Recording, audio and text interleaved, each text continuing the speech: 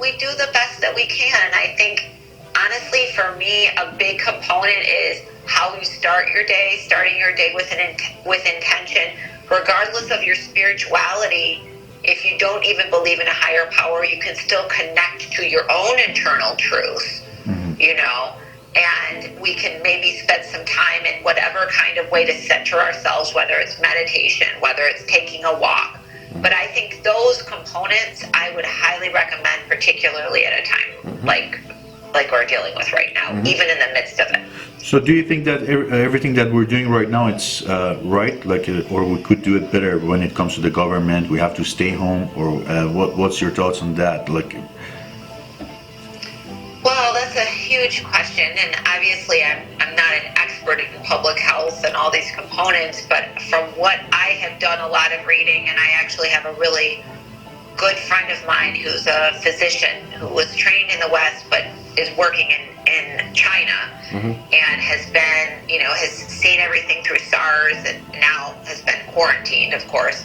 So I'm hearing a lot from this individual as well, and reading a lot. And quite honestly, what is most impressive to me in terms of the analysis is people really thinking about, number one, we are a global interconnected world.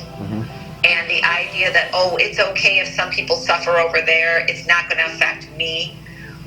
For example, when this whole thing broke out in China, I think back in January, the director of the World Health Organization asked for something like, I don't know, $700 million from all of the wealthy countries to help fight coronavirus.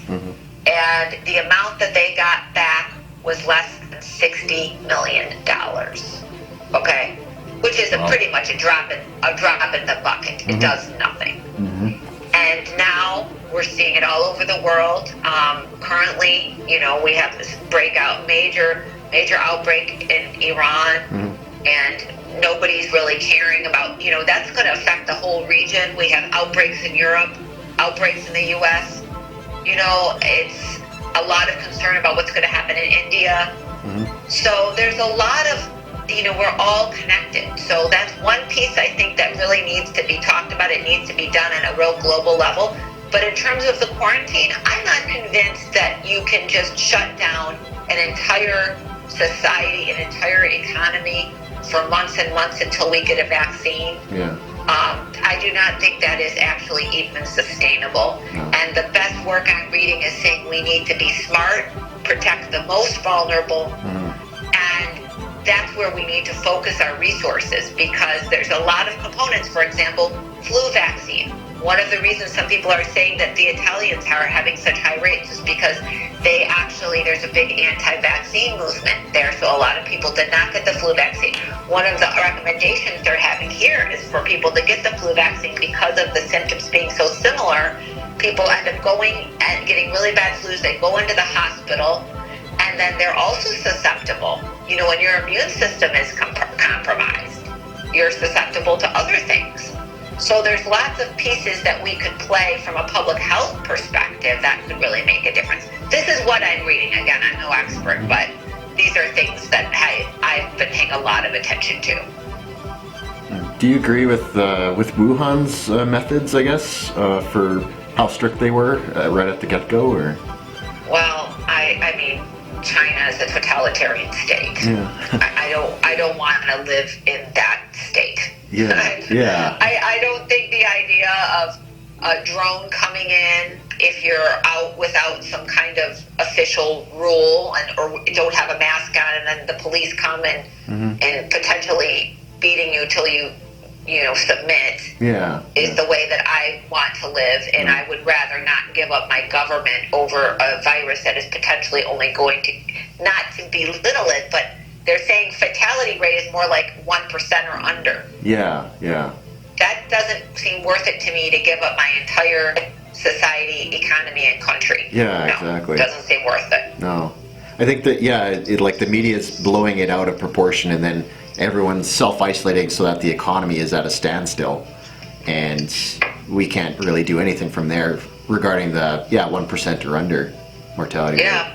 I mean, quite honestly, some people are saying in the U.S., if we had had some type of national policy where everybody wanted to quarantine but it was an ended date of 2 weeks, which could slow down the process. Yeah. And then we could come out and focus on the most vulnerable. That's what I've heard of in a lot of really good op-eds and pieces in the New York Times and the LA Times. That would make sense. Okay, have a time limited. But right now we have a patchwork situation. We're supposed to be quarantined here in California, potentially who knows how long. Yeah. Probably, potentially months, I don't know.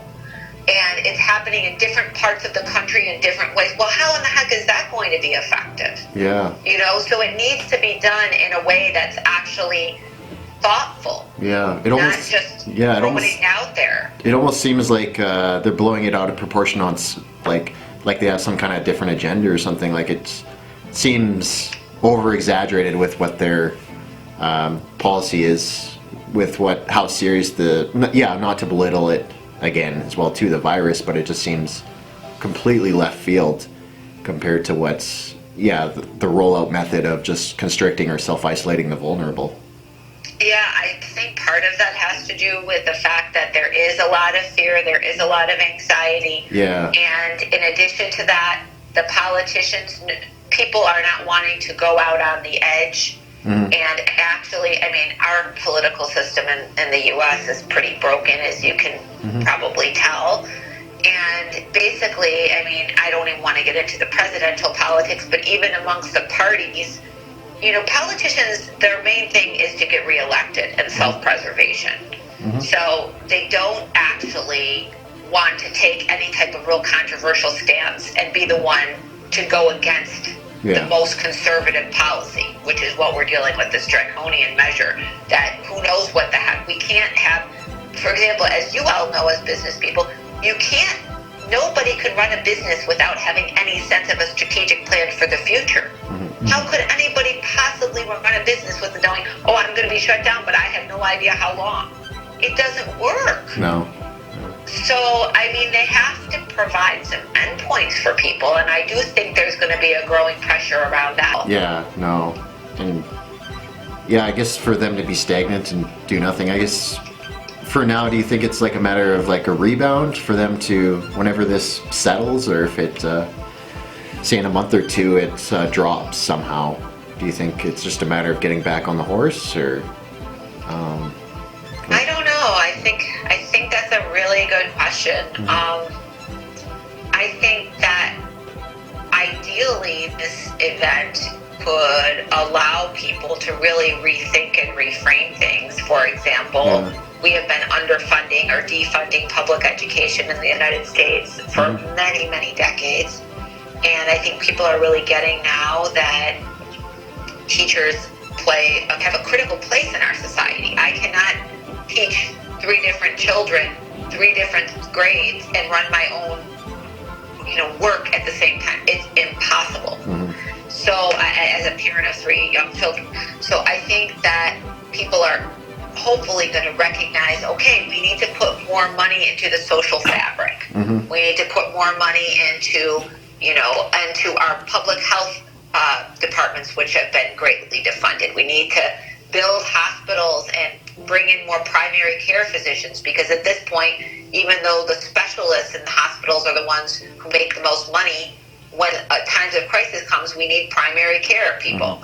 So we're, hopefully we'll refocus there. Hopefully we'll think about, a lot of broader issues in terms of individuals, for example, and the U.S. is different than Canada, but, we never really got off the ground in terms of a universal health care system. That would have made a huge difference. And then I think thinking globally, really thinking globally. So is it a matter of getting back on the horse? Well, I hope that it's a matter of getting back on a different horse. Yeah. And thinking really about the ways that we look out for each other in society, rather than moving just for me. It only matters what's good for me. Yeah, that's a very good point, actually. Because I don't know if you saw in the news or not, the Florida spring breakers. Oh, God. Yeah, how they were all concentrated on the party. And there was a lot of people in the comments section that kind of sided with them, but then after, everyone was like speculating on, no, it's not for them, you're isolating because of others, and it's a different frame of mind that you're essentially, yeah, like changing the way you think, I think, after this, in how you can make a difference. Well, I think that a lot of young people feel pretty alienated, quite honestly. And I think there's a big issue, I mean, within our context, the U.S. context of people not trusting the government. Yeah. And quite honestly, because there's lots of reasons they've given us not to trust them. So it's not that it's just fabricated. But I think that there's an alienation, and there's a whole cultural piece around what's good for me is good for me. You know, if you are a person who pays attention to social media, that's pretty much what Instagram and all of these, for example, the patients that I work with, I mean, their biggest dreams are, making it big in social media because that's what they see. Yeah. And it's really a very, very narrow-minded view of their place in the world. Their biggest dreams aren't, how the people can I help? You see, how can my life make a difference? I'm not seeing that as the biggest dreams these days. Okay. And I think that is so. Hey, let's live it up for ourselves, and who cares about the rest? Yeah. And I mean, quite honestly, this speaks to me to the issue, and this is something I talk to my patients. What is your vision for your life? I'm hearing an 18-year-old college student not being able to articulate that. Well, okay, that's a question for me. What is your vision for your life? We should all be asking those questions of ourselves. Yeah.